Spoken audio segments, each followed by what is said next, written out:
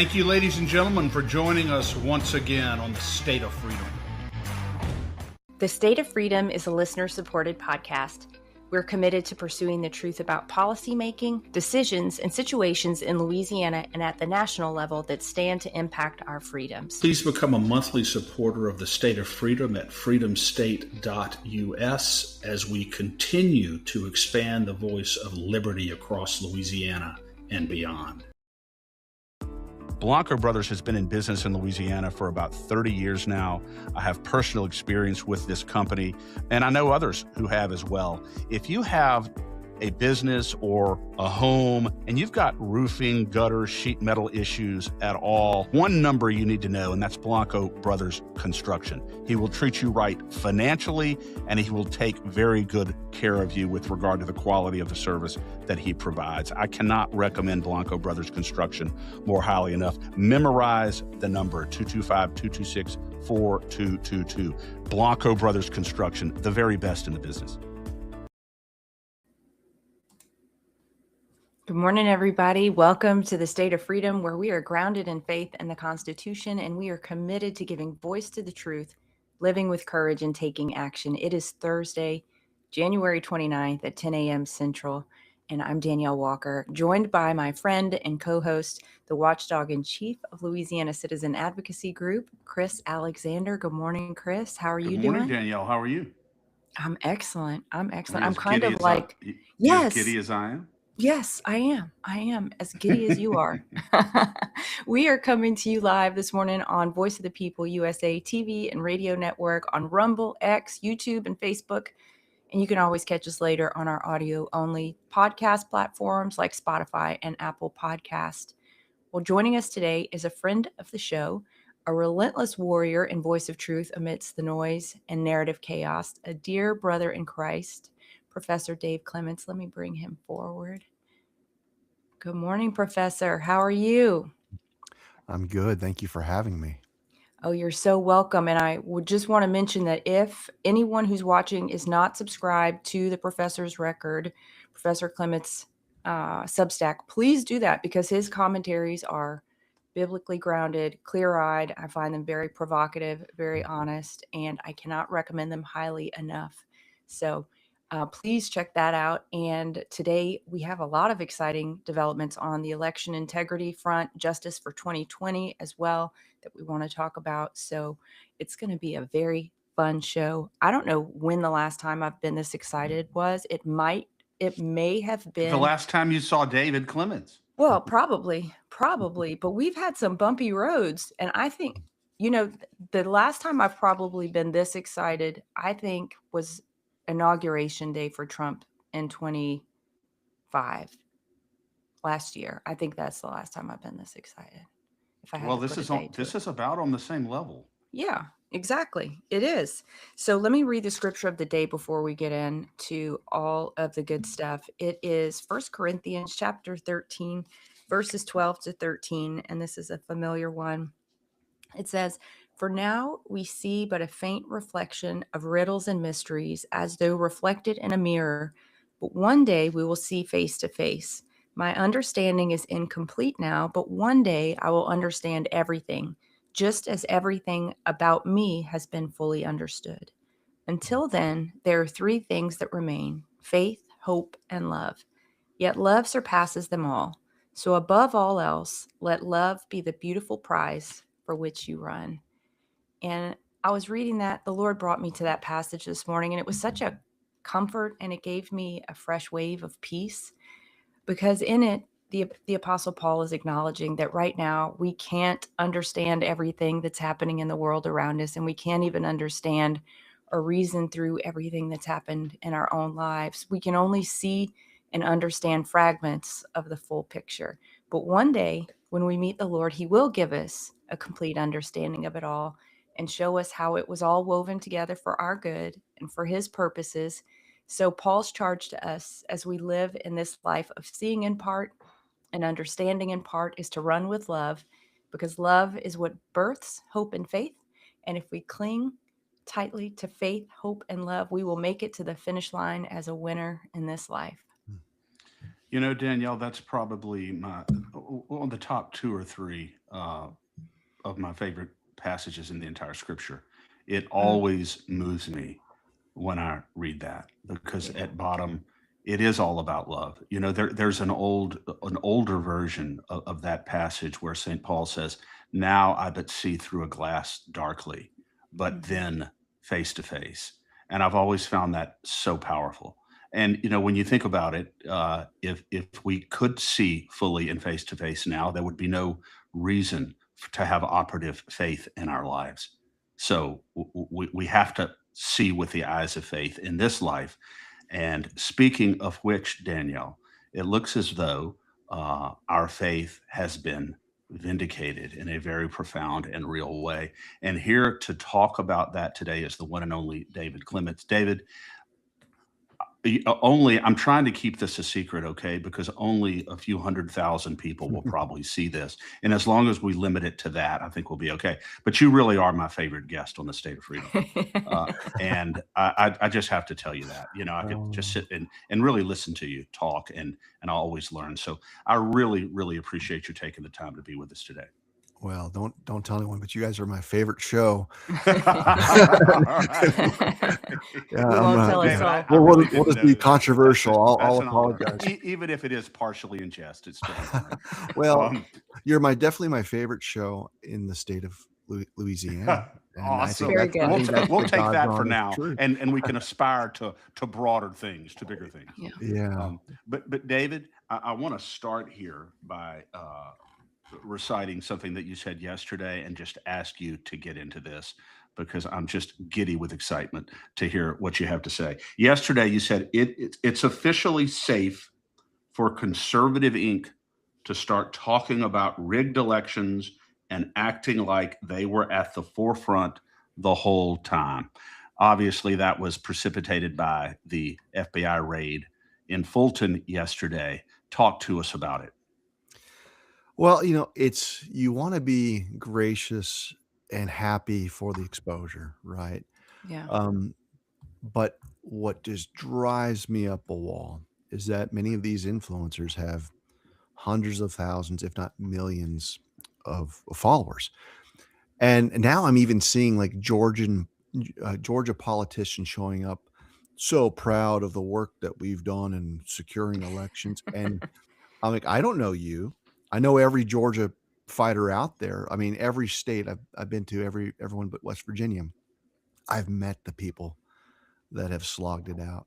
And so when I see these self-serving, like I got to cling to the headline as someone, and then I just know people are like that will reach out to me like that piece of garbage. Hmm. I brought election integrity things to him on this date, this date, this date, and he ignored me. And so you just see how duplicitous the politician is. So like I'm trying to wrestle with my own kind of righteous anger on behalf of the everyman, because really what made Fulton possible were a bunch of moms that had no social media platforms, a bunch of retired engineers that understood the math and the science, and they had been gaslit to hell. And in Georgia in particular, Fulton County, I've always referred to it as like one of the hells of election corruption because it really has everything.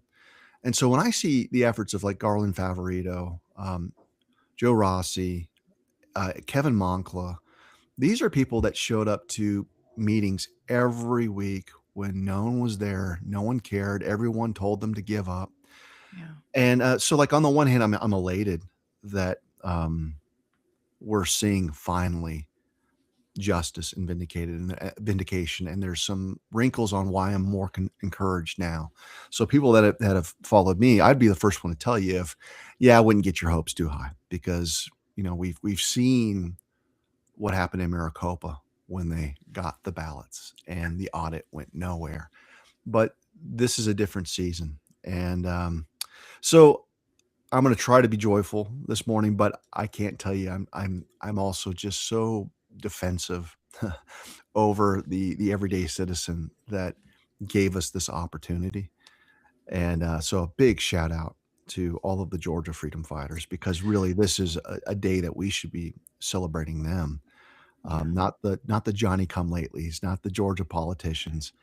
And I think the thing that's probably most encouraging, because when Daniel said, I haven't felt this excited since inauguration, I think the reason why you feel that way, or at least the way I feel that way, is it's the reaction of the enemy that really shows you how significant yesterday was. The screeching, the screaming, um, and yesterday every single corrupt election vendor, politician was out front trying to get in front of the cameras and start projecting the narrative, and that means that they're scared, and I love seeing the nerves starting to kind of show themselves or reveal themselves. And the implications are huge, because you've got a Fulton County commissioner who's running for Secretary of State. I stared down these jackals years ago. You have um, Raffensperger. I'm sorry, you're running for governor.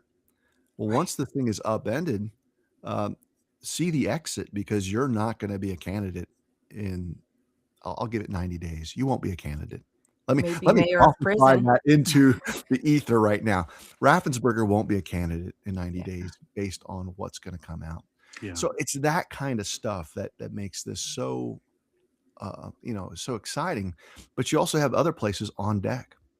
Maricopa County, I think, will probably be the next domino to fall for good reason. But yeah, those are my initial insights. Is just one that, like, I'm so glad that this day is finally here. But As also, you were talking, David, as you were talking here, I've always appreciated Mark Twain's observation that in the beginning, the patriot is scorned and hated and reviled and alone. And then when his cause, by his own courage and virtue, ultimately prevails, then the timid join him, because at that point it costs nothing to be a patriot. The patriots were exactly who you were talking about here. The anonymous people out there who were fighting in the shadows, when not only was the establishment not supporting them, they were actively criticizing them and undermining them. And now that we see the sunshine coming over the hill, the timid and the corrupt now join them. I understand your frustration fully and completely. And it's not because David Clements is sitting here wanting to assume credit for anything. It's because you want to make sure that credit is proportioned where it is really due, to the people who are not out in front of the cameras trying to hog the spotlight on this. I think it's absolutely disgusting. well, as you said that, I've got Mark Twain behind us looking on that Life cover magazine. I see it. And Uh, that's not even what, maybe subconsciously, that's what prompted my thought of his but quote. But I he's one love of it. my heroes. He's looking on with approval. And look, I wrestle with my own, desire to want to be vindicated. But when I messaged what I messaged yesterday, it really, I'm sitting there going, Dave, you got to be okay with, um, you know, if that doesn't happen. Now, I think it will happen, but you know, for me, it was like, let's celebrate the people that actually were responsible for Georgia. It's not me. I've been there. I've done my activism. I've done my presentations, and I've forged friendships there. But I don't live there. I'm not the one that's doing all the things that they're doing week in and week out, doing the analysis. Like I'm kind of like super glue to 49 states, where I get to kind of relay and tie things together. But I'm so appreciative of the people that are truly the grunts, that have been in those thankless trenches. And every once in a while, the cultural zeitgeist is so great that you can't ignore them. And then all of a sudden they get to talk to the Benny Johnsons of the world. They get to talk to the War Room. And Steve does a much better job than 99% of the people out there. I mean, he has made election integrity a kind of central post of the War Room. But from where I'm sitting, it it really is the only issue, and it should have occupied 90% of the bandwidth over the past 5 years because everything is derivative from this issue. And so I'm not as angry with certain shows, but Benny Johnson, like, look, you do great content. There's a lot of good red meat stuff out there, but I look at just the number of followers, and it's like, where were you 2 years ago when we were, we had so many doubts about whether we'd even see this day, whether we'd even see Trump get back into the White House. That's when it really mattered. Yeah. Because I remember the desperation of patriots that were really working on absolute faith with no help. It was like basically their personal walk with God to go to a meeting where they knew they were going to be mocked. They knew they were going to be derided. And the influencer class doesn't understand like what wind, hit when the wind hits the sails, when anyone out there will say out Yeah. loud what they're saying in these private meetings. They don't understand like that's life support. That's the kind of stuff that will sustain you for the next 3 months of the suck, where we have to tell Yeah. people embrace the suck. And it dawned on me because I don't have the platforms, but when I would travel and tell people, I'm so proud of you, I'm so thankful for you, they would seize on like Professor Clements's words Yeah. as something that, and I'm sitting there going, if you can draw hope from this guy showing up to your state, imagine what someone out there that's got a following of 5 million people, what that will do. That will sustain certain movements for a year, 2 years, depending Yeah. on who it is. And that's kind of the frustration, is that right now it's like, okay, you guys have mastered safety to serve what I call the almighty algorithm. There's a God out there. It's called the algorithm. And you don't disturb the algorithm. You don't do anything that causes the algorithm to shadow ban you, throttle you, remove you, cancel you. And now it's like the algorithm has been defeated in the sense that this is too big of a story for it to moderate everyone. And so what I'm on the lookout for is the emergence of the great limited hangout where people start pivoting and, taking a narrative that's too big to contain and start putting guardrails on it. I think this is too big though for that to be successful. And that's why this feels differently to me. Yeah. And Professor, one other name that I want to mention is a mutual friend of ours, Holly Kessler in Georgia, has just been a tireless, cheerful warrior. And I think her name deserves mention. But while we're talking about this, we kind of talked around the outlines of it, but would you talk about what it is, what happened yesterday in Georgia for those who may not be following this as closely? Yeah, there was a raid by the FBI to seize and secure not just ballots. I think there's also electronics and tabulators and other things that were stored. There is still a question about whether or not what they've secured is going to be legitimate ballots, right? We have to keep that on the table because when we looked at Maricopa, they eventually got ballots 5 months later, not 5 years later, but 5 months later, and all the seals were broken. So I'm curious to see what they've actually seized, number one. But you saw a series of court challenges that date all the way back to 2020 that required a legal preservation of these documents to where, in theory, no one could touch them, no one could destroy them. And so to the degree that that has not been violated, we should have a pristine set of ballots. And one of the things that I'll say that I think we should have some confidence that this is not the same as Maricopa was that Team Evil did not think this day would come. You want to have at least the fiction of the ballots and the equipment there. So when Jack Smith was going after Trump, and when they were doing the indictments of for RICO under Fani Willis, when you had Jack Smith and all of the stuff that was going on there, if they would have destroyed evidence prematurely, it would have ruined their efforts to establish legitimacy for, even though it was an illegitimate investigation.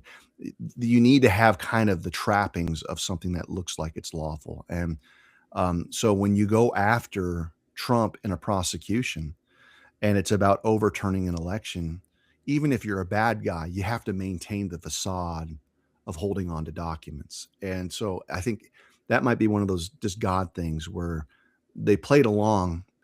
And I think many of them were getting lulled into a false sense of confidence because we weren't seeing action this past calendar year. And then you see Bongino leave the Yeah. FBI and go back to the podcaster's chair. And maybe that was a signal, or maybe even a rope-a-dope for people that are familiar with Ali, to kind of have bad actors go, this is just like 2016. All we've got to do is wait out Trump for the next 3 years, and it's back to the gravy train. So yesterday, you saw the seizure. I think there was 3 moving trucks. And probably the most encouraging thing was that ODNI head Tulsi Gabbard was there. And the reason why this is way more exciting than, a Pam Bondi or Cash showing up is that, if memory serves, she's got 18 intelligence agencies that answer directly to her, one of which is the FBI. But there are about 9 of those that are military. And so when I think of how you orchestrate a sealed indictment or issue warrants, I don't want this thing to be bootstrapped completely through the DOJ and through the FBI. And if Pam Bondi had shown up, and I'd be happy to see her there as well, this would have felt more like just an FBI domestic type of feel. When ODNI shows up, you have to understand that she is this pivotal central figure that briefs the president directly. And ODNI is concerned with national security. So this gets to critical infrastructure. This gets to making sure that you have a person in place that can make sure that all of this information reaches the right people to take action. So that was huge. And it's probably worth not just glossing over that she was Yeah. there on the scene.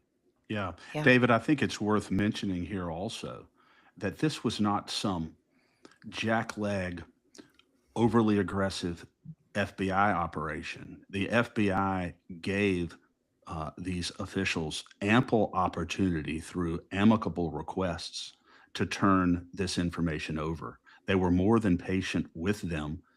But I think you're right. I think they were lulled into a false sense of security. Why do you think it is that they felt that they could simply ignore an FBI request for documents that way? Well, I think it's because they haven't had to be accountable to anyone for decades. I mean, when you think about it, they have always served the state. So when people say, let's save democracy, what they mean is like, let's save the vestiges of the deep state, and we can codify and we can selectively ignore laws when they concern us because you're disturbing the democracy that is us, the tyrant. And they are probably thinking that there are enough holdovers in the FBI that they would play the obstruction game, because we saw that in the first administration. Yeah. Where we're sitting there scratching our head going, nothing seems to get done. To an extent, David, but to an extent, we've seen it in this administration. Well, until yesterday, I think you could say that that's absolutely fair and accurate. And I'll say this, like I'm under an NDA, but I've been working with national security professionals to fortify elections over the past year. Like it eats up a great amount of the time that I've got. And I know many people that have interfaced with ODNI and task force to get to the bottom of the rigged election. So when Tulsi would show up to these cabinet meetings and talk confidently that she has discovered proof that the voting machines in particular have been subverted, like I've got tremendous faith in that statement because I think I know the people that have, gone under the hood. And these are incredible people, many of which the world doesn't know. These are people that have been preserved in remarkable ways for such a time as this. Mm. So when I see that, and I'm trying to maintain this faith that this is different. This is actually something that I've been writing about for this Sunday's publication on my Substack. Is 2026 right now? It's got an eerie reminiscence of post 2020, right?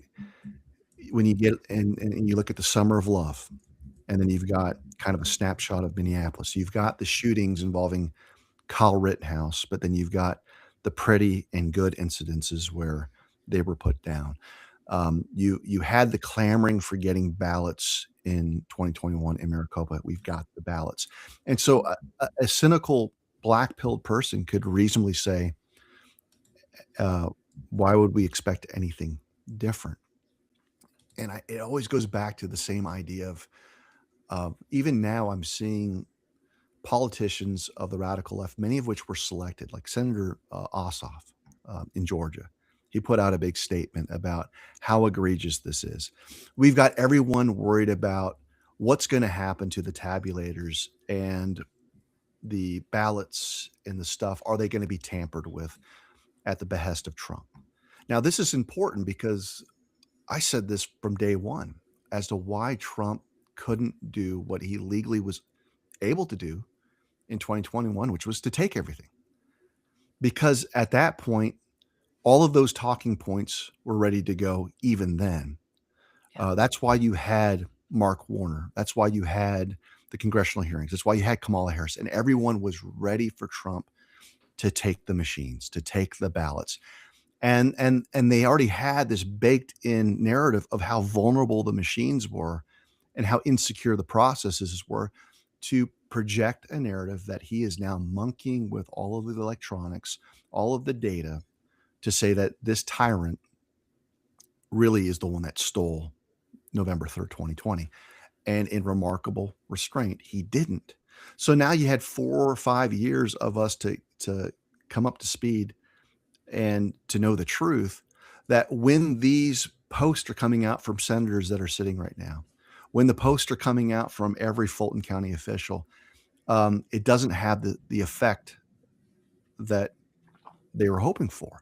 It's Yeah. like, no, you guys are full of it. Like, we know. So it like from a psychological standpoint, Trump had the wisdom to say, yes, I've got the executive orders on foreign interference. Yes, I can grab them, but that's not the problem. The problem is I've still got a brainwashed, asleep public, and now we're awake. We've got revelation in 2026 where we didn't have that so many years ago. And so like the idea that I've been wrestling with, and I love the verse that you read because you used a word called riddle. There's a riddle. And that, I think you've put your fingers on the pulse of how people are feeling right now. Is where do you find certainty in a time of so much uncertainty? Yeah. And why is it that some people have this anchor where they're immovable in their faith and it's unshakable? And for me, it goes back to John 1:1 about the Word, the Yeah. Logos, that all things were created through him, by him. Anything that was made by him, through him.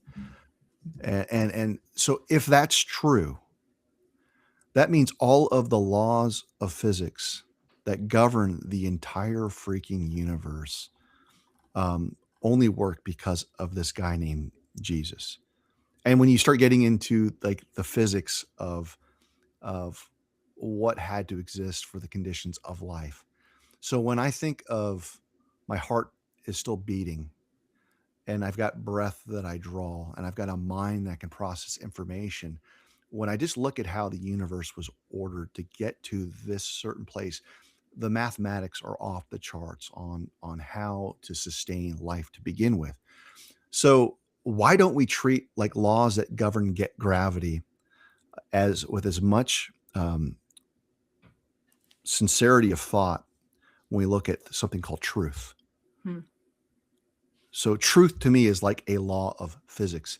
And when the scriptures tell you that whatever's hidden will be revealed, you're seeing like this point where I think in 2020 it was almost like the universe under a law of physics, the law of truth, the law of the logos, the law of Christ, that the universe had to belch. It had to basically burp up the corruption because it could not sustain the fabric of reality that we live in unless people saw the corruption. And so now that it's belched and we've all been covered in the vomit of corruption and we're cleaning ourselves off, we can receive 2026 revelations in a way where the enemy, their tricks won't work, their megaphone won't work, their feed won't work. And so, I'm kind of going on and on about kind of where I'm at, but that's been such a refreshing reminder, is that if we would actually take the word of God and the promises that are there to the same degree that we do scientific laws, you would have so many anchors. And then the obligation is just to tell the truth and Yeah. align with the truth. Because when I look at the lead up to 2020 and I look at the Twitter post from Trump, and you go back and read them, especially about mail-in ballots, about the elections being rigged, it is so freaking prophetic. Now, maybe he's not a prophet, but what he said was true. And under this kind of hypothesis I have, at some point, it had to be vindicated. Truth had to be vindicated, or the universe collapse. At Yeah. some point, it will collapse. So I think that's why this feels different, is everything is serving a divine purpose to get to this point. And everyone that was aligning with the truth, even when it was really uncomfortable to do so in 2020, 2021, they're all being vindicated, not because they were right. It's just they were able to identify objective truth. David, that is so profound. And the Lord must be talking to us about something very similar right now. And I know you and Chris know that I have a blog where I post every day about what I hear from the Lord. It's called Glory and New Wine. And I don't talk about it very much here. But this morning, the whole message I got from him was on truth. And so I want to read an excerpt, and I'll send it to you after. But it starts with Isaiah 57, or I'll pick up here at Isaiah 57, 19 to 21. And the scripture goes, I offer peace to those who are far from me, and I offer peace to those who are near, and I will heal their deepest wounds, says Yahweh. But the wicked are like the storm-tossed sea, whose restless waves are never still, stirring up mud and mire. There is no peace for the wicked, says my God. And then this is what I heard from the Lord. This is the reality of truth. It is undisturbed and unbothered by the chaos agents, the distractions, and the muddy waves tossed up by those who oppose her, who seek to destroy her, and whose singular pursuit is to detract from her and bring all attention to another matter, any other matter. But truth is not bothered by this. She has existed from eternity past, and her purity and form are lovely, pleasing, and resonant. What she speaks may offend, what she speaks may disturb. What she speaks may cause people to shrink back in disgust or rise up in righteous rage. But whatever she speaks is truth. She is immovable as a pillar expertly set in a firm foundation. Come what may, she shall not be moved. Yeah. I think that's the heart. I mean, that's been laid on the heart of all the spirit-filled believers out there. So the Holy Spirit is definitely sharing his insights with we the people. And I guess I'm just kind of sensitive to it, because the way that I write is I'm waiting, like, all right, Lord, what do you want me to think about and to write about? And I'll be scrolling the internet, not because I actually want to scroll the internet. Like, it's a terrible thing to be in the habit of doom scrolling. But what I'm trying to do is figure out, like, what is consuming people's speech and their minds, and trying to tap into, okay, there's something there. And so I'm studying it. And what I've been studying for the past 2 weeks is really this multi-level struggle, where you've got this black pill phenomenon where there's so many people that were playing the good kind of Trump soldier, MAGA soldier, up to a point, but the masquerade of whether or not they were doing it for pure reasons has fallen to the ground as they realize that um, they don't get to be the hero of God's story. And you can see an ugliness emerge where people just they have this knee-jerk reaction to let everyone know I'm the reason why this happened. And it's like, look at me, look at Yeah. me. And there's so many things that I've done over the past, few years. I'm like, gosh, I got a clip of me confronting the chair of the Fulton County people, like and then I saw him come out and do his press conference, and I'd be lying to you, like part of my flesh. It's like, gosh, guys, I stared that tyrant down, and then I'm just reminded of God's system, which is don't exalt yourself Yeah. because God's not going to do it. And there's just so many people out there that are in this season of they're doubling down because they've committed to an idol or they've committed to a worldview that to them being right is more important than the truth. And so if your worldview is Trump is inept, he's being led by the nose by stupid advisors, that everyone sucks, everyone's dumb, and I'm the smartest person in the world because I've been telling you how inept he is. Right. Well, that paradigm is about to get shattered really quickly. And you think about that, like what those black pillars have put into the universe. They've got 4 years of tape where that's all they've been doing is they've been trolling the commander in chief. And I think they're scared to death that that facade is going to crack very quickly. And then you have other people that have kind of created themselves as their own superhero, and they're realizing that the payoff isn't what they thought it would be. They thought there would be a parade in their name, and the parade's not coming.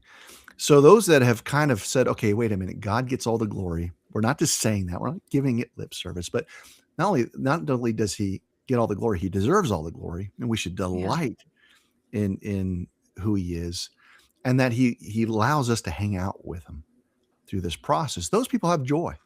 Yeah. and they're still okay in this process. So there is this kind of dynamic of something that's not even nuts and bolts. Like we're talking about FBI raids, and we're talking about like the mechanics of how to get to a certain result and lawsuits, and all that's fun and it's fair to talk about.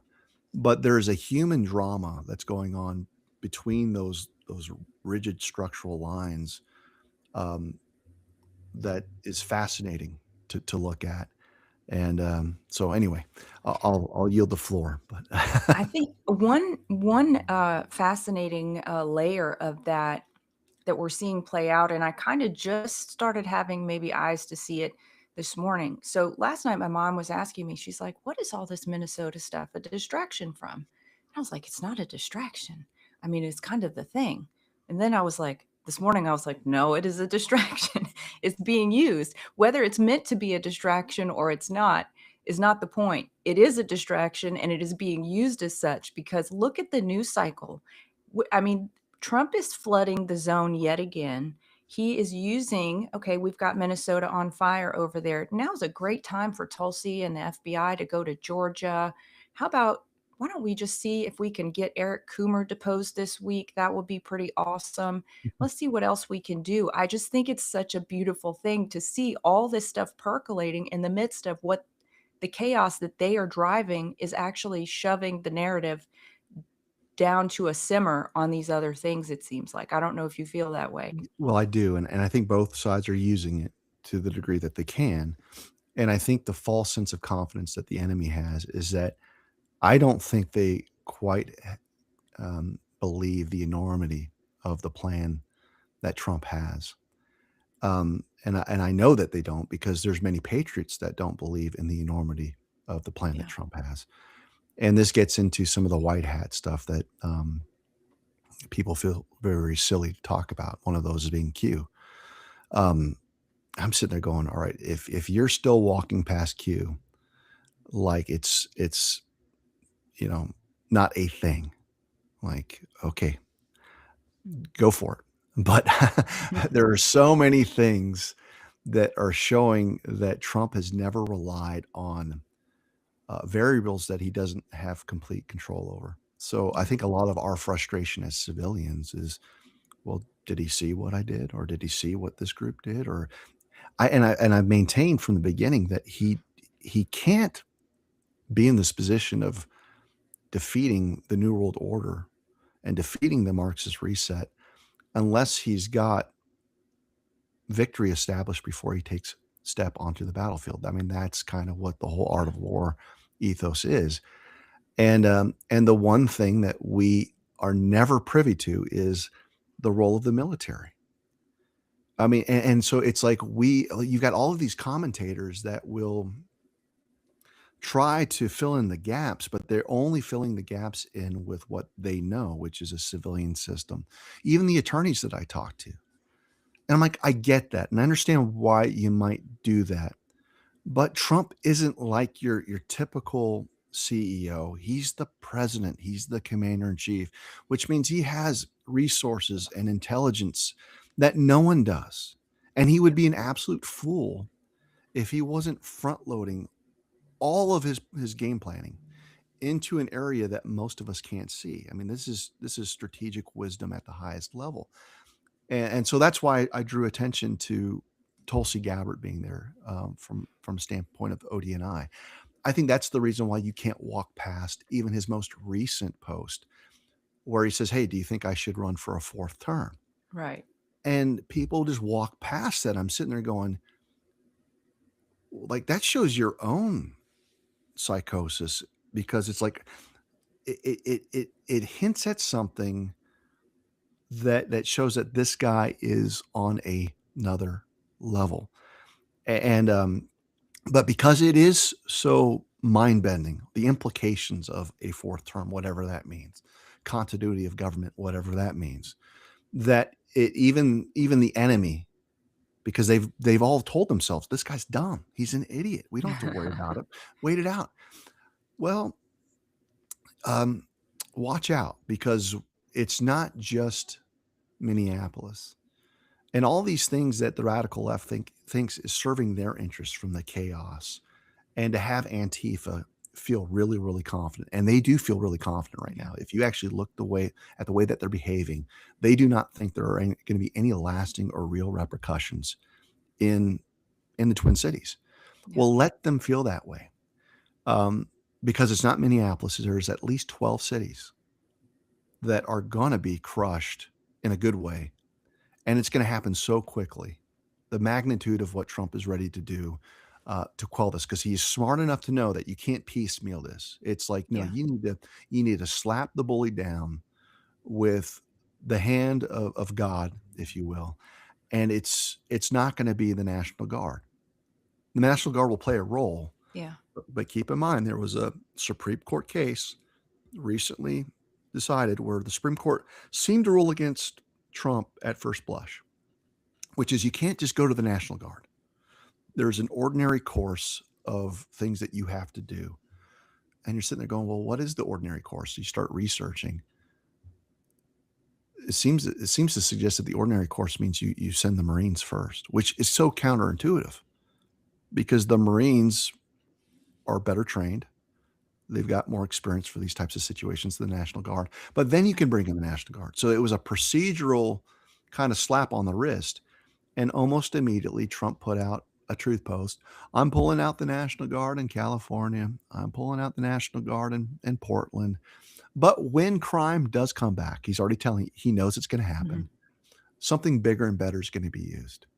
Like, all right, walk past that if you want. So I think right now someone has kicked the beehive or the wasp nest, and you're seeing just a frantic, like, we need to save ourselves, whatever that looks like. And when you're scared and you're nervous, the default position is chaos. So everyone's now calling for people to get out there. You even had the actor from Breaking Bad talk about this is a time for a revolution. Every single celebrity is out there messaging. Yeah. anti-ICE rhetoric. And so they're trying to create this time for Even Obama himself, yes. the grand poobah. Yeah. And so it's like, okay, that means that they have greater faith in the funded Soros-backed structure that Scott Bessent is already mapped out. I mean, he's told us that he's mapped it out. They just don't believe him. And so we're coming to this pivotal kinetic moment.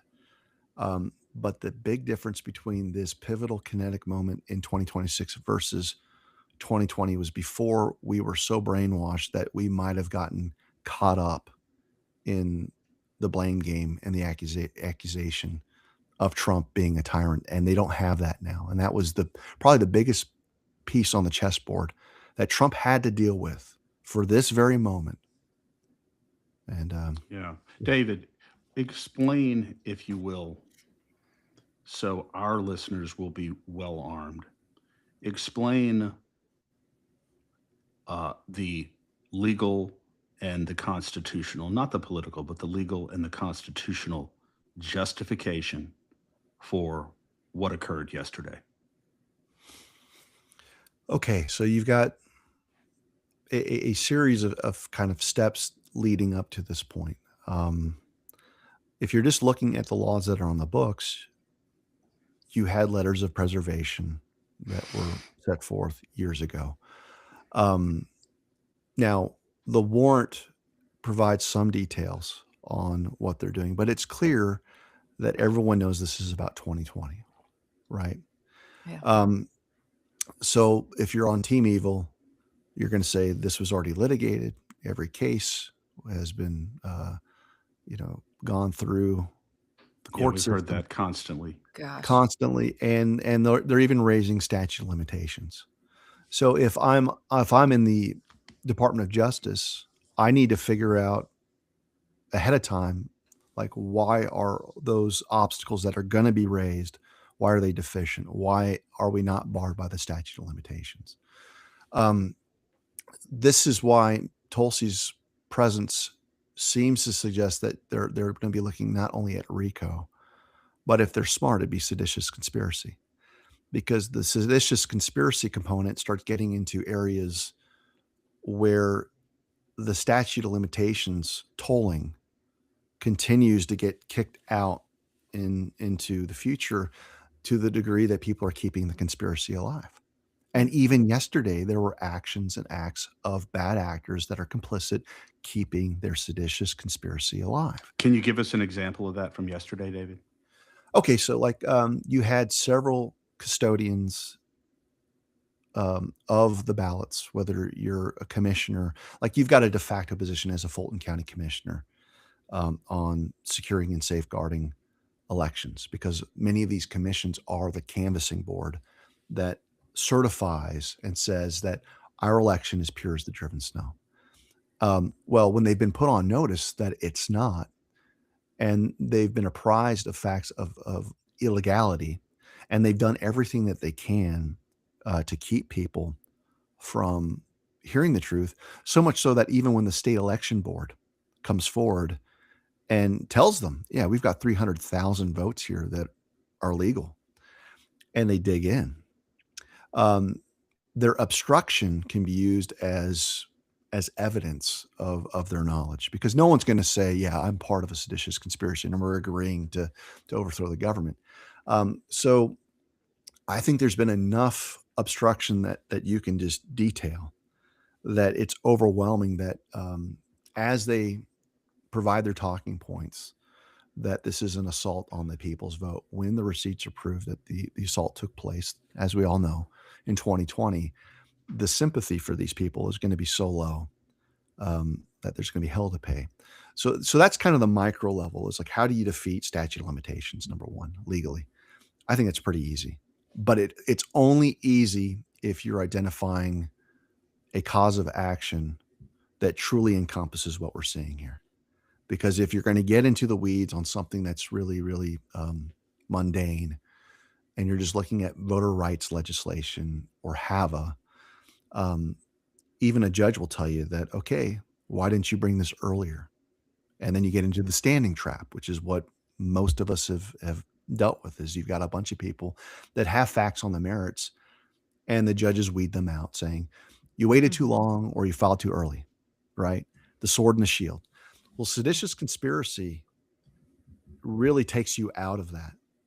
And it's probably the other reason why I hope that ODNI is talking with the military from a national security framework, is we've got to get away from what will potentially be the thing that sucks the life out of our excitement. Yeah. Which all of this gets back in front of a black robe Yeah. of some judge that's corrupt. And and I think from the mechanics of going into Georgia, you'd have to have buy-in from a Georgia judge that has jurisdiction. I know that you've got the grand jury out of Florida that was seated, and perhaps there is some form of a liaison working through a case that extends far beyond just Georgia. And that's my hope, is that you get into a place like Florida that isn't compromised. You're working with a judge who is a patriot, who's righteous. And if you're dealing with RICO, you can start going into places. It's a lot like the long arm statute for purposes of jurisdiction. You can start cobbling together a case and have a focal point to prosecute that case, but you're not limited to going wherever you want in the country to start arresting people. And a perfect example of this is, Dominion. Dominion's a corporate person. So you don't put handcuffs on a piece of paper that says that Dominion exists. But if I wanted to charge Dominion as a corporate person, which you can do criminally, you have this thing called accessory liability. So the John Pauloses of the world, the Eric Coomers of the world, while they may not live in the state in which I am prosecuting Dominion, this is all hypothetical, I can arrest them as accessory witnesses to prove my case. And so if I'm in a jurisdiction that uses Dominion, just for purposes of this example, it could be any of the corrupt vendors, you can build out a case and start grabbing people wherever they're at, and start having some fun. And that's what I did as a prosecution. I wasn't a huge expert on RICO, but I had a RICO case, and we took down a drug trafficking organization using tools like this. And but the creative ability that Trump has through these agencies, it's on another level. There's no prosecutor under the sun that's ever had the head of national intelligence show up to your scene, again, who's interfacing with at least 18 intelligence agencies. So the scope of what they can do is really off the charts. That is awesome. David, Would you? go ahead, Danielle. Sorry. Oh, well, why don't you follow up, because I wanted to talk about Eric Coomer after. David, I just wanted you to define seditious conspiracy specifically in this context. Okay, so when I look at federal causes of action that seem to play a role both in what the DOJ can prosecute, but also what a military commission could prosecute, seditious conspiracy and treason, you can pursue it in either lane. But from a standpoint of the due process rights of the accused, depending on which lane you choose, the prosecution takes on a completely different tone. So seditious conspiracy, you're looking at sedition, which is some type of act that is, it's almost like you're giving aid to the enemy to undermine the republic. I'm paraphrasing here. And conspiracy is just a shared agreement or shared purpose. But it takes on the magnitude of treason. So they're almost in some ways can be interchangeable. They're not technically, but they are. They occupy the same universe. But the fact is that under a national security framework, my understanding is the military can charge people with seditious conspiracy, with treason, as can the DOJ. But the difference being is that in one arena, you've got a panel of military judges, and national security is held at a premium, not the due process rights of the accused. Yeah, that's so interesting. Yeah. So David, if I wanted to win, yeah, I'd pick the one where the due process rights aren't held at a premium. yeah. What do they what do they have to show? What does the evidence have to show based upon what was hopefully uncovered yesterday? What does the evidence have to show in order to sustain a successful prosecution for suspicious conspiracy, which, based on what you're saying, sort of sounds in treason? Yeah. Well, it's what's it going to take is kind of in the eye of the beholder. If you're a corrupt judge, there's no set of facts that will satisfy the evidentiary burden. So Let's say Clements the judge. Let's say David Clements the judge. well, we'll just do Clements the prosecutor. Look, I think the standard even before commission or a civilian system is beyond a reasonable doubt. And that standard is, before you act in the graver affairs of life, you've got enough evidence that justifies a decision. So I've had many, many defense attorneys argue before a jury, and they would say something like, it's like going up to an intersection. And before you cross the road, you should probably look to the left and to the right, because there's a grave impact that if you don't, you might get run over. So using that very, very kind of folksy example, I don't think we have to overthink this. I think when you look at 300,000 ballots that were illegally processed in an election, and you've got email chains of people being put on notice and doing nothing and obstructing that checks all the boxes. I mean, the significance, this is the problem of being gaslit. We've been gaslit so much, and the goalposts have been moved so much that we have actually, our psychology has changed on what is required to meet a burden of proof. But like, what are we talking about here? I can prove to you that the chain of custody was non-existent. We can show you from the SHA files and the system architecture that things were deleted, that the vendors were complicit, and the commissioners were providing cover. And the beauty of the everyday citizen being engaged, back to kind of what we started with, showing up every week and putting them on notice of these infractions, establishes a mens rea. Powerful. A mental Powerful. state. Yeah. You cannot, this was the whole point of when I did the Gideon training. Like, what are we doing? We're wasting our time. Like, no, you're not. You're creating legal culpability because they are so on notice for 5 years that unless they've done a diligent investigation to ferret out your concern, you can prove a mens rea through omission. And that was one of the mistakes in many of the trials that we saw in places like Maricopa, is that everyone's looking for the overt act or smoking gun, where like Stephen Richer is recorded saying, I can't wait to overthrow the government through my seditious conspiracy. Like, you're never going to get that. But what you can do is look at the county commission meetings, the confrontation of we the people versus them, the email chains, and this persistent ignorance. And to the degree that you get warrants and you have the ability to secure communications to prove up your case, there's other ways to do it. What I'm hoping is that this case, whatever it is, wherever it's emerged, started years ago, to where you could have had a FISA warrant. And this is huge, because there is a foreign element to what's going on with our elections. And to the degree that national security experts knew there was a foreign element from Serbian servers, from Smartmatic software that was being used in Georgia tabulators, from Maduro, from Venezuela, you start putting it together. You're not notified that you're under surveillance. You're not notified that people can see things that you think are secured. And that's why FISA in some regards is so pernicious and terrible for an honest, God-fearing U.S. citizen, but it's such a powerful tool, because unlike the way that we think of traditional warrants, typically when someone comes to your house, knocks on the door, they got to show you the warrant. They got to let you know that you're a target. They got to do all these things, and you get to review it, and you can call your attorney, but they're going in your house.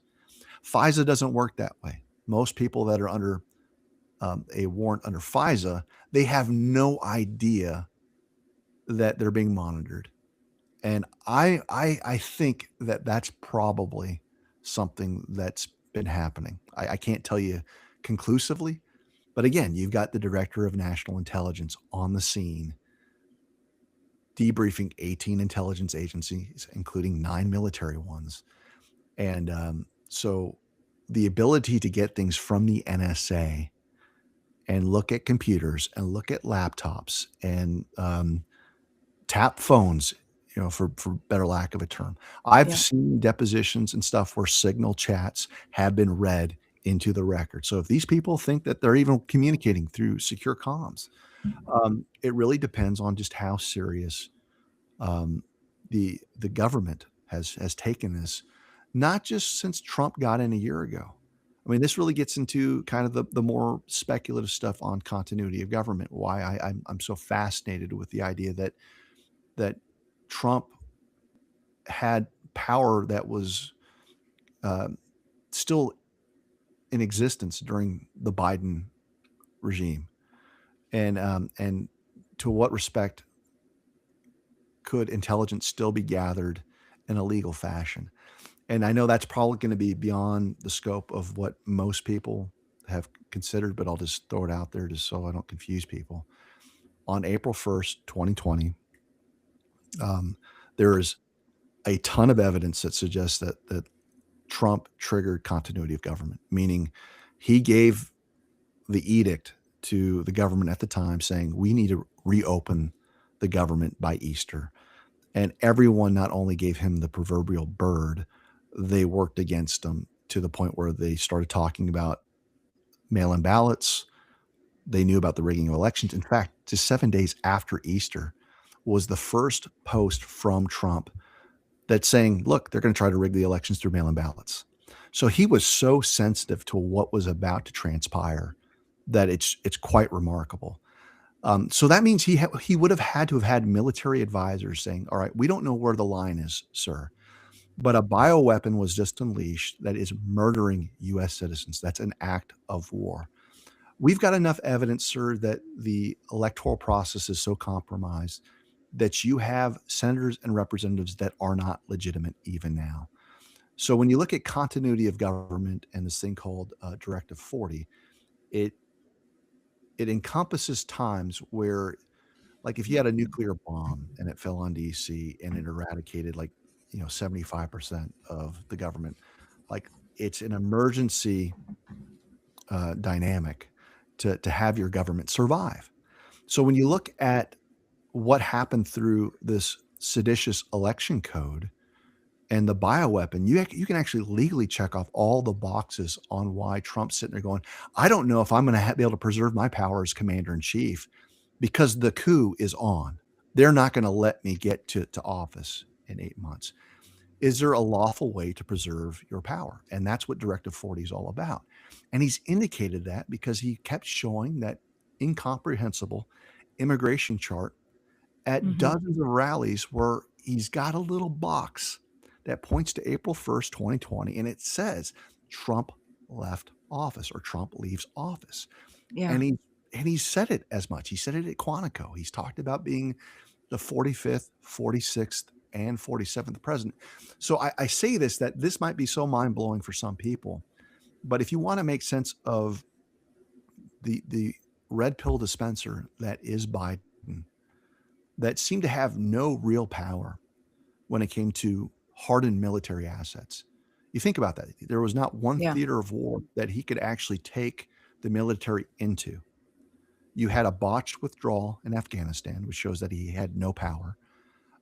The only thing that he had was control over weaponized agencies that were part of the deep state and the money laundering operation that concerned itself with the Ukraine. Yeah. That was it. That was the extent of Joe Biden's commander-in-chief powers for the better part of 4 years. Now you compare that with Trump, who just has this composure and this knowledge that somehow he's going to get back in. So I just don't want people to think that Trump's ability to investigate, prosecute started a year ago on the date of inauguration is my point. Like there's a continuity of power that might have been not as strong as if he actually put his hand on the Bible and showed up and and was doing certain things, which is also interesting that he didn't put his hand on the Bible a year ago. Yeah. People need to ask themselves, why would you not do that? Why do you think? Because he had already he Why he didn't need to? why swear an oath on an office when continuity of government's still in play? He doesn't need to do it twice. It's superfluous. That's Not only does he really have to do it, there's a question of what triggers the end of continuity of government. And a lot of people are thinking, well, wouldn't that have been the 2024 victory of Trump? I don't think so. yeah. I think David, what think signals about these. yeah. You know, I can't help but go back to what you said earlier, that these advocates in the dark of night, alone, frustrated, with no support, continued to sound the alarm, continued to directly communicate with these corrupt officials, continued to put them on notice about exactly what was occurring and what they need to be investigating. And that may well provide a substantial part of the mental culpability, the mental knowledge that needs to be proven in order to show seditious conspiracy on the part of so many of these people and take them down. I don't want that to be lost on the listeners who were standing out there in the proverbial cold for so long. Yeah, Yeah. well, let me say one last thing, because while you're talking, this came to mind, because again, I can sense the black pillars that are like, Dave, I want to believe what you're saying is true, but I can't bring myself to it, or I just can't think that Trump is who you think he is. And then I just remind them of, did you not see the Maduro extraction? Yeah. If you want to look at what we're capable of, you snatch the president, a fake president, but a president from a foreign government. You didn't take one casualty. You're using sonic weapons, and he's in a jail cell. So if you've got the strategic wherewithal to use Delta Force, no less, to bring this central figure of rigged elections and code that has overturned 72 countries, and that's lost on the black pillar, that's the capability that Trump has when he's willing to even let you know that what he's done. Is there any doubt, David? Is there any doubt in your mind? Because this was nowhere stated publicly, but I continue to harbor the belief that a central motivating factor for going into Venezuela was precisely because of the election issue, the belly of the beast in Venezuela. Is that your belief? It is. It is the primary reason. So people are saying it's about oil, Or drugs, yeah, and drugs, and they both figure into the equation. But the reason why the code is king is that in order for you to create and foster an environment to traffic drugs, human beings, you got to have judges paid off. You got to have prosecutors bribed. You got to have sheriffs on your books. And so when we saw 2020, all of these gatekeepers and bottlenecks where we couldn't get a sheriff to sign off on anything in Maricopa, and when you look at the funding of the sheriff in Maricopa being a Soros guy, the DA in Albuquerque being a Soros guy, the AG in Michigan being a Soros woman, you can see how pervasive the cartel really is. And when I talked about years ago this idea of this thing called the vote trafficking parable that I did at the first symposium, I look back at it now. I'm sitting there going, Dave, how in the world did you articulate that in 2021? Because now I'm realizing that while I was using it as a parable between cartels and drug trafficking organizations and how they work together to move their product, and providing that as the basis for an election cartel and local vote trafficking operations. We're talking about county clerks that are in on the take, and the mirroring was exquisite. I didn't realize that, at least not clearly, that the blending of real drug and vote trafficking were happening simultaneously. So the idea of like what the Sinaloa cartel does, what Yeah. Tren de Aragua does, they do not separate the Smartmatic code from the cocaine that they're shipping. It's like they hold equal value It's to just the another cartel. product. It's another product, but in some ways it's way more powerful because Yeah.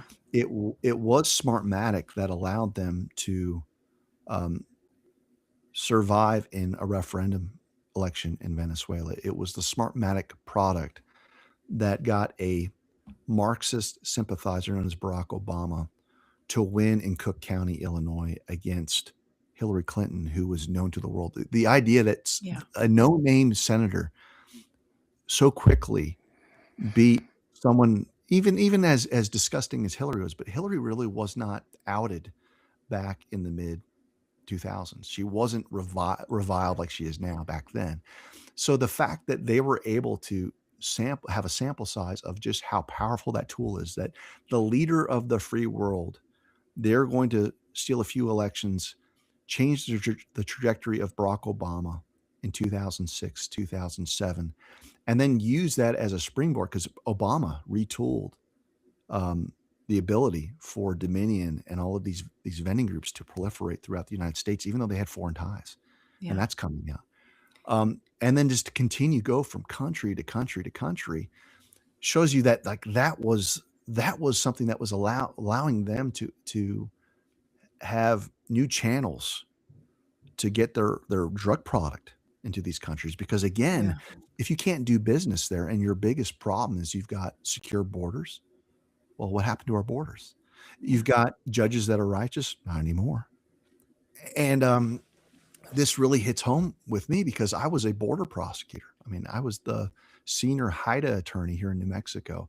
And you want to talk about the Wild West, being an under-resourced, underpaid, like, and you know, I'm certain that God gave me a front row seat a decade ago when I was doing these cases, because the head of my task force was a meth head sleeping with a cartel member's wife. I had judges coming out with white powder. You want to talk about like soul crushing, like, oh my gosh, you guys have no idea how corrupt the border is. And my issue was my office had people that were more corrupt than the cartel members we were going after. And I've known this for forever. And so now, but even the scale of what we're describing on a code that can undo the fabric of a civilization in 72 different countries was beyond my comprehension. Even now, it's still kind of beyond my comprehension. Yeah. But that I've seen that. And if you can achieve that in Sleepy Town, New Mexico, you can achieve it anywhere. Yeah. And Dave, how are you on time? Because I wanted to touch on Eric Coomer if you had time, but I also don't want to hold you hostage. I know you got a lot going on. Oh, we're cooking. We'll go as long as you want to go. Okay, awesome. So Eric Coomer got deposed on Tuesday, and I pulled a video from your X feed and would love, because I don't know that many people have really kept tabs on Eric Coomer. His name was probably in the news whenever the 2020, late 2020, early 21, probably not until 21, if at all. And so people may not be aware of who he is and the damage he has wrought. But this little video, I think it may be a clip from your film that someone posted, but I'd love to show it and then just get your reaction to who Eric Coomer is and what happened in the deposition, why it's important to where we're headed. Great. All right, let me play it. Shouldn't have to listen to a bunch of election deniers. Look, here's a story about this professor. The trusted Washington Post says he spreads myths. He's a myth spreader right here in print, in the news. Since when do we not trust the news?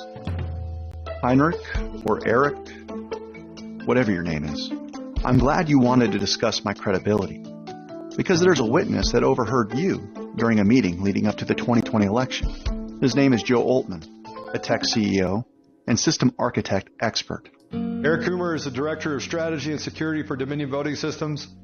He is a shareholder. He does own the patents for adjudication. Now keep in mind, I had no idea that Dominion ran 50% of the vote of the American people. Now, I wasn't looking for Eric Coomer. I wasn't looking for Dominion. But God was. So then this kid came to me from Antifa, and I became the #1 target for Antifa. They hated me. But then the next time we had a meeting, he showed up and he's like, listen, he's like, well, I can get you on a call. All those guys that are journalists out there, they're actually not journalists, they're Antifa activists. That's how we got to the call, and him saying that, hey, don't worry about it, Trump's not going to win. I made sure of it. That was in September of 2020, before the election. It seemed impossible. Like, how could someone be that evil? Right? He's got a Church of Satan, the Screaming Pope tattoo on his arm. He wrote a story about how he raped, abused his wife at the time, and then published it with the email address. He posted the Antifa manifesto on his Facebook page. He posted things like that were anti-police, anti-Trump, anti-American rhetoric, put up stuff like F the USA, kill pigs. This guy is responsible for 50% of the vote of the American people. I don't have to listen to this garbage.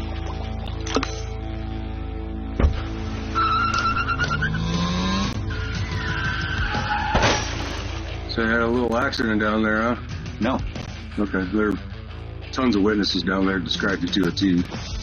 So you can either be honest about it or you can stick to your story. Not sure what you're asking about. I've been under a lot of stress. I hit the building and I panicked. Okay. Great clip. I'm especially Really? proud of that because, I wrote that documentary, and come hell or high water, I was going to put in the drunk driving bit, which is a little off the beaten path, but to be able to weave that, and he actually stole my Buick. That was my Buick that he crashed into the wall. Really? Well, just in the cartoon, like in In the cartoon. Gotcha. Yeah, the cartoon. But no, you get a snapshot pretty quickly of who Eric Coomer is. His genesis was really he was an afflicted drug user. It appears that the intelligence agencies were able to leverage that against him. I don't know if he was at Berkeley, but he was one of these guys who had a PhD thesis on nuclear decay. And I won't get too much into the technical stuff, but almost immediately in 2021, we had tremendous experts, people like Edward Solomon, that were looking at algorithmic activity that showed a trend over time that seemed to reflect a PID control. And one of the ways to make it look less precise was to basically have this nuclear decay function. So when we started looking at voting patterns and we compared it to the chart plots of Eric Coomer's thesis work, even back in 2021, the match was just stunning. Wow. So if you're, the CIA and you want to do regime change and partner with the cartels overseas, you can see the utility of this very, very troubled person, but also very, very brilliant. Yeah. And he was one of the top software developers, I think, over at Sequoia, which was a precursor. So it was a precursor to Dominion. So his fingertips have been on the election systems going back to the early days of implementation of this Smartmatic code. And most experts would tell you that the software design is essentially the same from tabulator to tabulator. So he's key. And you'll notice it was really the Dominions and the Eric Coomers of the world that when they were exposed initially and they're called out, the lawfare was off the charts. We're talking about lawsuits for billions of dollars against the president, Mike Lindell, and Joe Altman, who has weathered the storm. Yeah. And one of the things that Joe has refused to do is identify the Antifa person that got him on the call. And this has created tremendous strain on Joe, but he gave his word. And, to the point where he's even now getting fined $1,000 a day for not disclosing the identity of this person. So, which is ironic and rich because people don't know where Eric Coomer is these days. That's kind of odd. Think he's Well, I hiding mean, out in Venezuela? Well, put it this way. He had to charter a jet to come in for his deposition. And I have it on good authority. It wasn't from anywhere in the continental United States. But if they had to subpoena him, David, to get him to the deposition, somebody knows where he is. Well, the attorneys do, but let's just put it this way. I think you're going to learn that Eric Coomer, at this point, is not going to be telling anyone where his physical residence is right now. And I think that's so ironic that these, I'm going to call them for what they are, these bastards have tried to identify the whereabouts of a confidential source because they want to kill him. Yeah. They want to neutralize him. That's what Danielle mentioned this morning, David. I think it was Danielle who mentioned, if these people will be held accountable if they're alive long enough. Yeah, and well, what I'll tell you is this is my place to share. But I have an attorney-client relationship with Joe, and I've worked on things behind the scenes for years that have a bearing on what's going on, but I don't publicly disclose it. So when I ruminate on developments, I have to try to be very, very careful and not honoring the protective order that's in place because the judge said basically you can't say this or that. So I'm kind of beating around the edges, but what I can tell you is publicly, they weren't expecting to have a motion to suppress certain elements of discovery to be granted by the judge or to be denied by the judge. And they were able to get sworn statements that Eric Coomer was coordinating and discussing Dominion code with foreign nationals or people from foreign governments, which was at odds with their very, very public statements that they had nothing to do with anyone from a foreign government. And that's just not true. And when that was denied, and I think it was the day before the deposition, they wanted to do anything they could to get out of the deposition. In fact, Patrick Byrne went on a show and said that he got a text message from someone that was out in the hallway that overheard them saying, "We have to get out of this deposition by any means possible." Well, by any means possible, they physically assaulted Peter Tickton, who's the attorney. And at first, when someone told me, "Hey, Peter Tickton was assaulted," I'm like, "Come on, no, really?" Peter Byrne's attorney. Patrick Byrne's. Patrick Byrne's attorney. Yeah, and so come to find out that Peter wasn't taking the debate, came into the room in which they were doing the deposition where Patrick Byrne was waiting. And the attorney for Coomer continued to physically accost Peter, but tried to make it look like it was Peter that was assaulting him. And with Coomer coming in with the cell phone recording, providing commentary, "Oh my gosh, he's assaulting us." So this projection. Well, what they didn't realize is that when they had that previous altercation out in the hallway, there was surveillance and there was a camera. And when they realized that there was a camera, according to Patrick Byrne, the attorneys went sheet white because not only was their plan foiled, they've got evidence of what transpired, which shows you how desperate they are. Wow. And so that took place. And then the other thing I can tell you is that, Patrick said something along the lines that he felt bad for Eric because there were things that were so absolutely false that he was saying during the deposition. And even the attorneys for Coomer knew that it was false because they had been provided with discovery that completely undermined his testimony. But he doesn't have any choices. Either he can play ball and become state's witness, or he's got a proverbial gun to his head by the cartels that handle him. So he's got to stick to the script. So he's stuck unless he wants to seek mercy from the Trump administration. We'll see if that happens. Yeah. But and then the other thing I'll say is this, because I put out a post. A lot of people have questioned Joe Altman's veracity on whether or not a source exists, whether or not that will materialize. And he has been just hammered by people like this is like he made it up, like he just somehow knew who Eric Coomer was from day one. And what I'll tell you is that the people that have said that, you guys are going to look so absolutely stupid. Joe is a bit of a poker player, and good poker players don't reveal anything until it's absolutely the right time.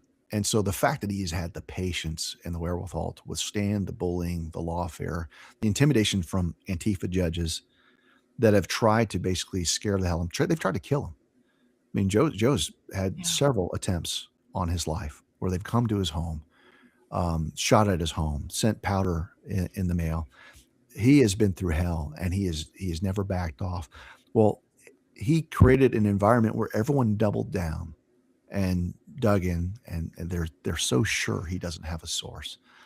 Well, I think they're going to be surprised in the weeks to come on how truthful he's been. And when that day happens, every case against Joe, it's gone. The case against Mike Lindell, it's gone. Eric Metaxas, it's gone. Trump, it's gone. And the pressure that's being exerted right now against Eric Coomer is really what I think the confidential source needed to see. Because unless he sees accountability for the people that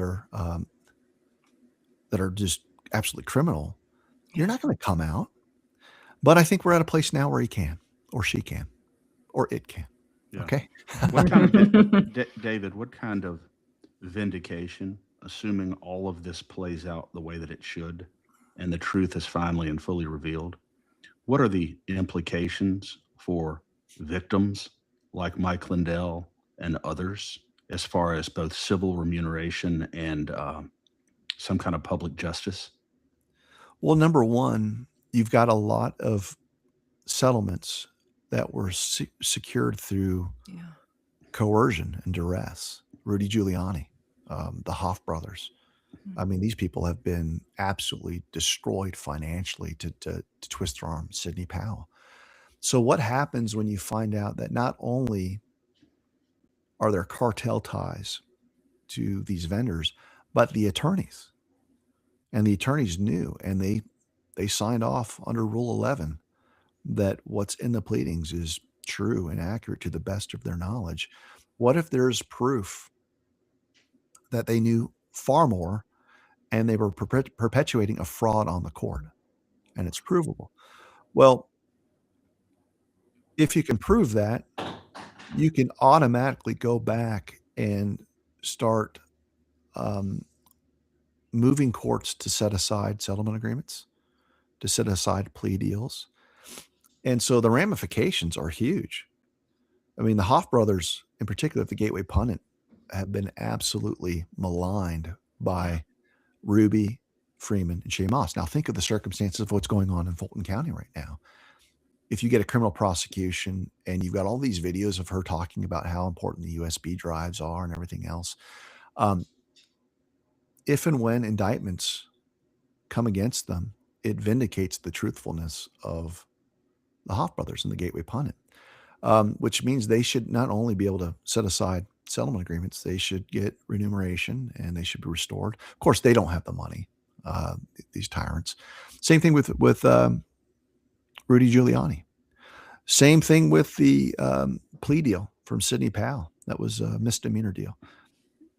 So the ramifications are absolutely huge. And I think people are going to be able to better appreciate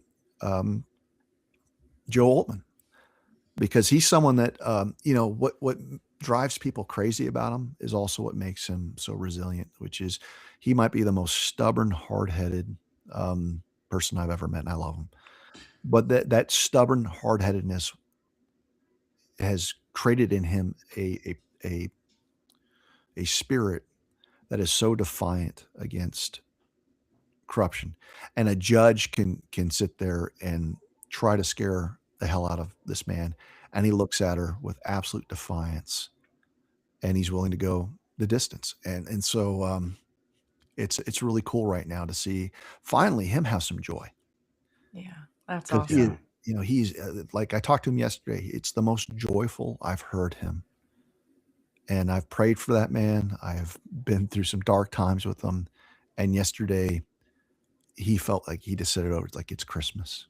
It's That is Christmas. awesome. That is so awesome. beautiful, and I think it's worth emphasizing that it takes great courage to stare down a federal judge and to openly defy a court order over and over and over and over again out of principle in order to protect the confidentiality because you gave your word that you would. That's extraordinary courage, and it's very, very rare. I think Joe Altman may have a little, he might be channeling a little Gordon Liddy here. Well, I'll tell you this. We were 24 hours away from a judge arresting him about a year and a half ago because of his defiance. And we were able to appeal and basically put a stay on their ability to do that so he could survive and live. And those were dark, dark times. So I was behind the scenes drafting and helping with pleadings to just keep him out of a jail cell. But we were literally 24 hours away from the court having a scheduled hearing that would have resulted with the bench warrant being issued, but for an emergency stay. And so when you have those conversations, and it was like, Joe might have to go on a private charter jet someplace to survive, to this Boomerang that we're at now is so remarkable. So I fully expect Joe to pursue restoration. I think there might even be a settlement offer on the table for Eric Coomer. Save yourself. This will be the only time you get this offer, type of thing. Yeah. I don't expect Eric to avail himself of the Council of Angels at this point, but they're going to give him the opportunity to do the right thing. He probably won't. And I know Joe. Joe is patient enough that some of the news groups out there out of Denver, Kyle Clark, many of the folks that have branded him an election denier. I mean, I thought I had a lot of hit pieces. I mean, I've got over 1,000 hit pieces that have destroyed my reputation. Joe's probably got twice or three times that. Wow. And so he's got a long list of people that he intends to sue. And I sure hope he does. I hope he sues the pants off of every one of these people. And he's going to enjoy that. It'll be the first time he's been able to go on offense, but it all comes down to taking the cartel down, taking the election cartel down, and just showing the world how disgusting and corrupt the system is, that it literally tried to put that man 6 feet under. And there are times where, he's looking at security footage. He's got bulletproof glass at his house, and people are showing up, and they got the cameras trying to figure out how to get into the house. That's happened several times. So, it's just really cool to see that, the hunters are now the hunted. Yeah. The hunters indeed are now the hunted. It is extraordinary how the pendulum can swing, David Clements. Thank you for explaining all of this today so eloquently. I know it's been a benefit to everyone listening to us, and we are extraordinarily thrilled about the latest developments. And we'll have you back on soon to talk more about it. But it's always such a pleasure. Great. Well, it's a pleasure being with both of you. Thank you, God David. bless. Yeah, we had, of course, our list is always longer than our time, but we enjoyed every minute of I it. forgot to talk, David. Well, I did enough talking for all of us. I'm sorry. I think I was so excited that I can't stop blabbing because I am excited. Yes, I not try the to be a Johnny little- come latelys notwithstanding. Don't let that steal your joy, David. No, we Yeah. had you on to talk, not for us to talk. So Yeah. you're most Thank you, welcome. sir. Thank you. Thank you for letting me vent. Absolutely. Always. God bless you, David. Okay, take care. Chris, I think we have every reason to be excited. What do you think? Oh, I'm absolutely thrilled. And you know who is also thrilled about all this, Danielle, are all of the people in Louisiana who have been also maligned and Yeah. disparaged and criticized by the institution in Louisiana, and yet they continue to fight. There's just so many, too many to name here, but close friends of ours with Yeah. whom we've been in this fight on election security for years and years. Lennar Whitney is one. She's been fighting on this, and many others. I'm just thrilled not only because of what occurred yesterday, but because of the broader implications of it. I don't believe it stops in Georgia. I No, believe it's that's the first stop, hopefully, the first of many stops. Yeah, and what's going to be really fascinating to watch over the next couple of months, Chris, is what does the Louisiana legislature and the Louisiana executive branch do whenever we try and bring election integrity legislation this session? Are they going to double down and gaslight us some more? Are they going to say, "Oh my goodness, we just saw Tulsi. We understand that Dominion is a bad guy. Oh my goodness, how can we hand count fast enough?" It's going to be very interesting to see what It they do. will. As it will be very interesting to see also, Danielle, as this continues to develop, who are the timid or the corrupt who come forward and try to insinuate themselves into the victory march. Yeah. We'll see about that as well, Yeah. because cowards and corrupt people do that. They They want to will be get around. disinvited from my party, I tell you that. Absolutely. They wouldn't be allowed entry, but this is how sunshine patriots and summer soldiers act. And, And it's even worse than that. I think it's even worse than Sunshine Patriots yes, and it's even Summer worse than, Soldiers. than mere apathy or indifference. They were, Yeah. they were actively complicit in Yeah. a lot of this. Absolutely. Absolutely. So I am excited to continue to see this develop over the next couple of weeks. And I mean, as the distractions continue, I expect more and more election integrity information to be coming forth. So we'll see. Absolutely. We'll see. We'll And I would say that the legislative complexion right here in Louisiana changed as well. And I think that my prediction is that these legislators, at a minimum, will be significantly more receptive to real election security legislation right here in Louisiana.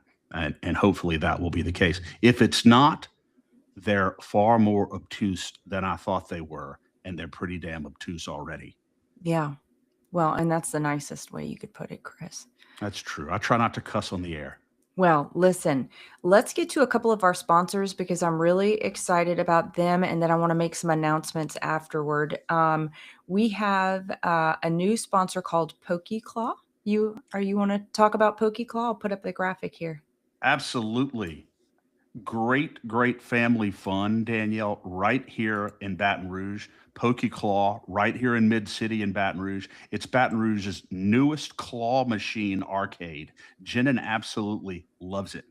Packed with Pokemon gear and fun for all ages. You got to go to Pokey Claw. I love it. Love the owners. Jenin wants to go there every Saturday.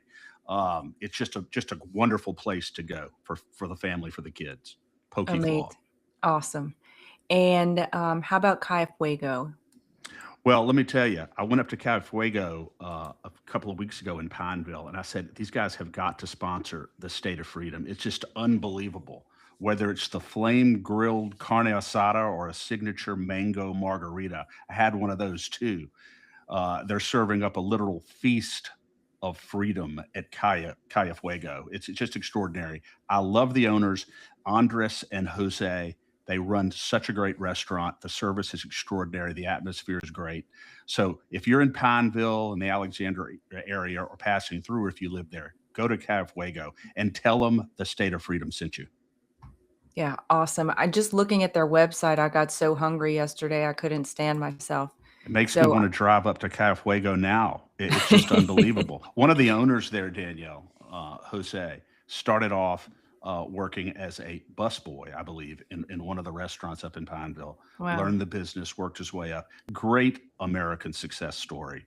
I love that place. Every time I go to Pineville for politics or anything else, I stop by and say hello. And I have to tell you, Danielle, the margarita they served me when I was there, it's their large margarita. I think I could have fit one of my sons in this thing. I like who else? Who else is supposed to be drinking this? So not only are they delicious, they're top shelf margaritas. Believe me, they're not skimping on the quantities either.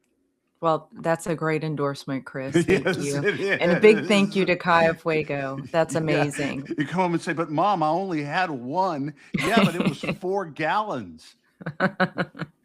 All right. Well, a couple of announcements before we sign off. Dr. Robert Malone is going to be with us on Tuesday, and there's some pretty interesting things that he's been saying on social media. He's talked about the need to completely stop mandates and the unconstitutionality of that. And he knows the whole history of how mandates came into being in the U.S. with respect to vaccines, and it should be a pretty darn interesting conversation. As you know, Chris, he also sits on the advisory council for immunization policy, which was so he was appointed by RFK Jr., and of course our very own Dr. Evelyn Griffin sits on there with him. So it'll be pretty great conversation. Looking forward to that. And then on Wednesday, we will have Warrior Wednesday. That'll be the conversation with Chris and me to talk about all things Louisiana politics and beyond. So if you are not yet a subscriber, please go ahead and do that. You can do it at join.freedomstate.us. Let me see if I can get the here. Oops, here we go. Join.freedomstate.us, and we would love for you to join us, and subscribers have exclusive chat rights on Warrior Wednesday. So we'd love to see you there. I think we'll have plenty to talk about, Chris. Yeah, if you become a subscriber to the Warrior Circle, you can ask us anything you want, talk about anything you want, and we can just have a lot of fun. And it really is. Not only will it be fun and engaging to just open the floor up and have these conversations, but as I said the last time, Danielle, one of the psychological benefits of being in the Warrior Circle is that it's nurturing. It's mutually nurturing to come together with fellow patriots, people of like mind, and build each other up and encourage each other. Yeah. It's so important to do that. We don't live in a vacuum, and we can't function as though we do. No man is an island. We have Yeah. to have a support system, and I view the Warrior Circle in many ways as our own internal war room, where we come together, discuss issues, build strategy, and support each other. So I can't encourage people enough to join the Warrior Circle. It's just going to be so exciting. And as usual, as in most cases when it comes to brilliant ideas, Danielle, I have to give you full credit for the creation. Well, I don't think you need to give me full credit for the creation, Chris. I'm just excited we have the opportunity to do it. Excited that we are having some fun with listeners and being able to engage with them in this way. And, more details to come on the evolution of our tech solutions.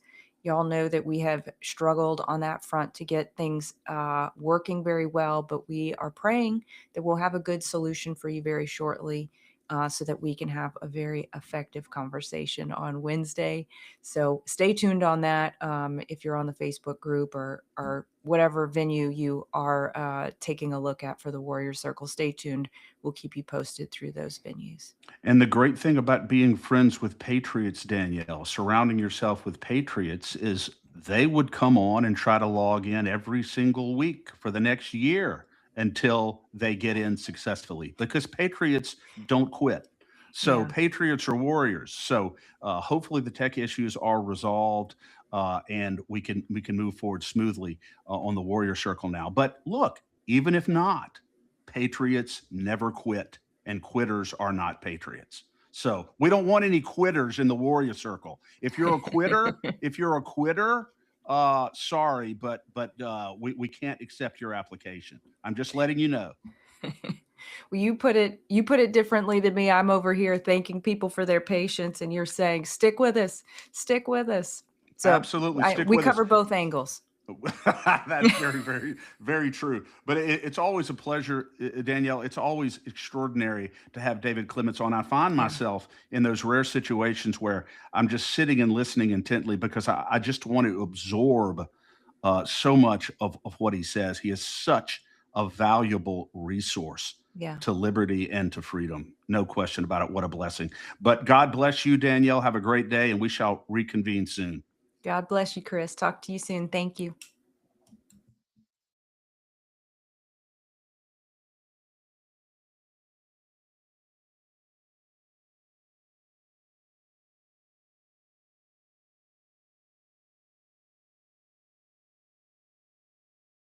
Thanks for joining us today on the State of Freedom.